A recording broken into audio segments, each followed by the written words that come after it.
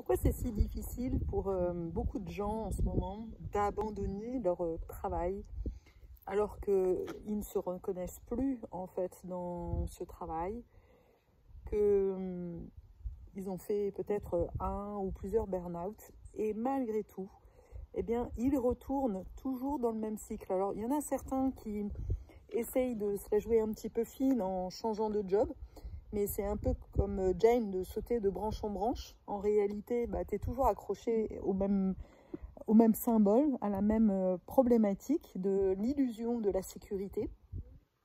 Et il y en a d'autres pour lesquels c'est plutôt l'inverse. Ils restent toujours au même endroit et continuent de souffrir, de faire des efforts, de serrer les dents pour avoir à la fin du mois un salaire plus ou moins gros et d'assurer leur soi-disant responsabilité. Alors derrière, on peut se donner aussi des bonnes justifications du style que c'est pour les enfants ou parce qu'on a un crédit sur le dos ou ce genre de choses. Mais en réalité, tout ça, ce sont des histoires que l'on se raconte parce qu'on n'arrive pas à faire face à la chose qui est la plus difficile à traverser pour changer. C'est une illusion de croire que l'on peut avancer sans renoncer à quoi que ce soit. Et la clé, la compréhension, enfin le problème de base en fait, ce qui fait que la plupart des gens ont du mal à quitter, à changer et ont de vraies problématiques par rapport au changement, eh bien c'est le DIP. Alors, je te vois déjà en train de regarder en disant mais qu'est-ce qu'elle raconte celle-là? Comment le lien avec le travail et le complexe de DIP? Reste avec moi, je vais t'expliquer tout ça. Le complexe de DIP, tu en as certainement entendu parler, c'est le fameux complexe expliqué par Freud, selon laquelle, alors Freud et Carl Jung, je préfère m'appuyer sur la façon de voir de Carl Jung qui me va beaucoup mieux, qui est en fait l'étape où la petite fille va être attirée en fait par le papa pour ensuite renoncer à ce père. De la même manière, le petit garçon va être amoureux de sa maman et avec l'aide justement du papa, eh bien, il va devoir renoncer à sa mère. Et c'est l'étape justement super importante dans le développement de l'enfant du renoncement. C'est la première étape à laquelle où il est confronté à la perte. Et j'ai beaucoup travaillé sur la psyché, sur la compréhension de l'humain. Et la process communication m'a déjà depuis très longtemps aiguillée sur ce lien entre trop de travail, le lien au travail et le lien à la perte. C'est le type de personnalité du travailloman qui a en effet comme problématique la confrontation à la perte. Et en réalité, derrière cette confrontation à la perte, c'est la difficulté de se confronter à la perte du père et derrière le père, le symbole de la sécurité. Et finalement, c'est assez logique tout ça parce que puisque la petite fille n'arrive pas en fait à quitter, en fait, à lâcher le père comme symbole de sécurité, et d'ailleurs très souvent la petite fille n'a pas eu en fait, elle a construit la croyance qu'elle ne méritait pas cette sécurité. Et donc, pour justifier qu'elle ne méritait pas cette sécurité, comme c'est très compliqué pour elle, elle ne peut pas non plus vivre sans sécurité, alors du coup, elle va accepter en fait et elle va chercher un substitut en fait de cette sécurité. Elle ne l'a pas trouvé à travers le père et donc elle va chercher un substitut.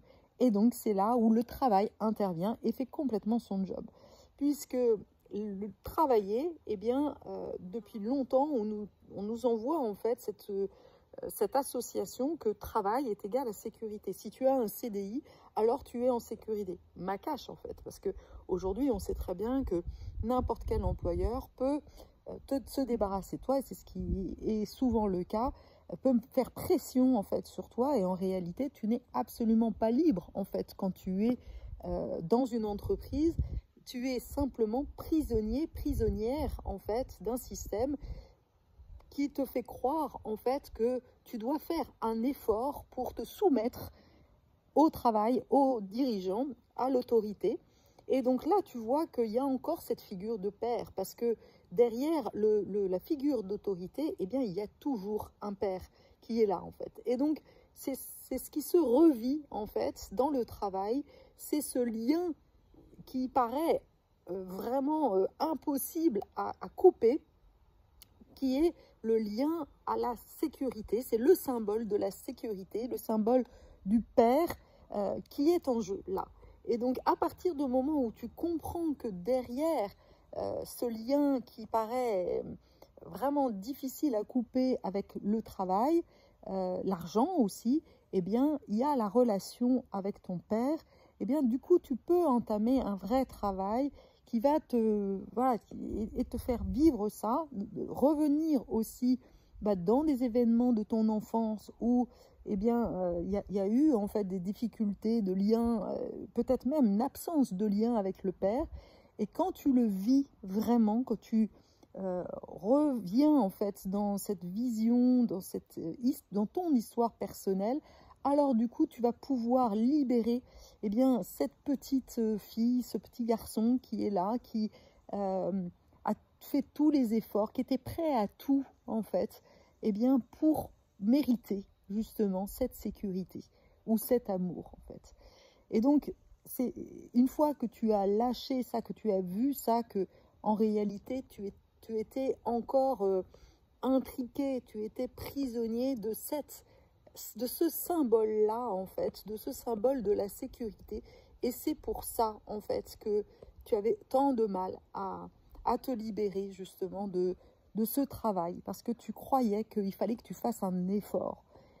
Mais aujourd'hui, tu peux reprendre les rênes de ta vie, tu peux reprendre aussi les rênes de ta liberté financière et te mettre en chemin en fait pour eh bien, faire de tes dons innés. Alors, peut-être que tu n'en as pas conscience, mais tu as des dons innés, surtout si tu te reconnais dans l'hypersensibilité et le haut potentiel.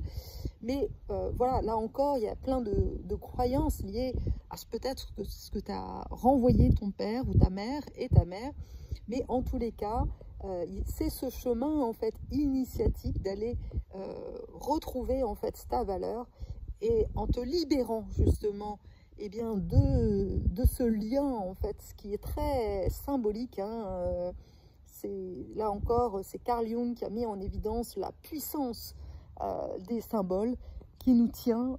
Et pour preuve, j'ai envie de t'expliquer aussi que cette partie symbolique explique pourquoi, même si on divorce après un mariage, eh bien, souvent, il y a encore des liens, des choses qui ne sont pas simples, en fait, entre le mari et la femme, parce que, eh bien, les serments du mariage qui se font à la mairie et à l'église sont comme des rituels, en fait, chamaniques, qui lient les personnes entre elles.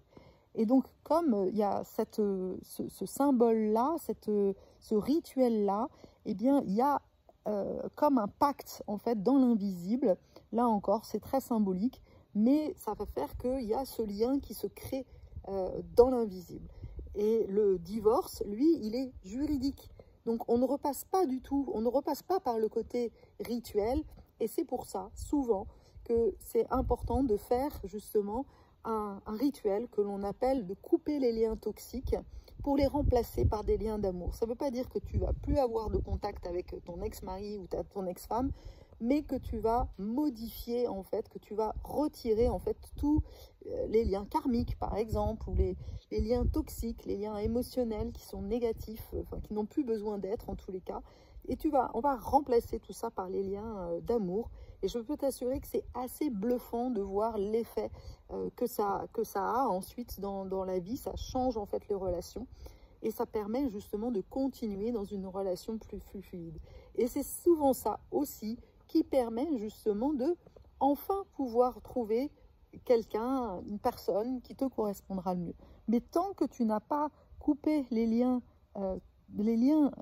justement dans l'invisible qui se sont créés avec ton ex-mari, eh bien, tu ne pourras pas être pleinement libre. Voilà, j'espère vraiment que cette vidéo t'aura été utile. Merci de tes commentaires, merci de t'abonner à ma chaîne si tout ça te parle pour recevoir les prochaines vidéos. À bientôt!